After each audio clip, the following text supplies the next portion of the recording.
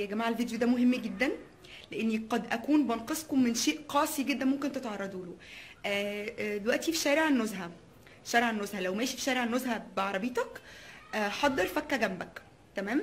لان لو قابلك شحات في شارع النزهه وما اديتلهوش حاجه هيتف عليك. ايوه فعلا والله هيتف عليك. فانت يا اما تحضر فكه جنبك، يا اما قول له الله يسهل لك واقفل الشباك بسرعه، لان والله بيتفوا. حاجه كمان، شارع تريومف عند اضواء العالم بتاع الفول والطعميه لو تعرفوه، في بياعين ليمون. تمام، هو قافش يبيع لك ليمون، هو قافش، تمام؟ فالاول هيقول لك 3 ب10، تمام؟ هتقول له والله ميرسي مش عايزين، هيقول لك 5 ب10 5 ب10 5 ب10. يا حاج والله العظيم مش عايزين ليمون، 6 ب10 ونستفتح بوشك الحلو.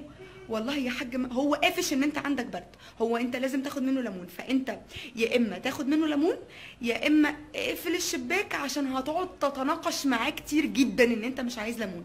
اوكي؟ لو عجبك الفيديو سبسكرايب من هنا، سبسكرايب، شوفوا بقيه الفيديوهات، ويا ريت تسيبوا لي تعليقاتكم او اي افكار لفيديوهات تانية.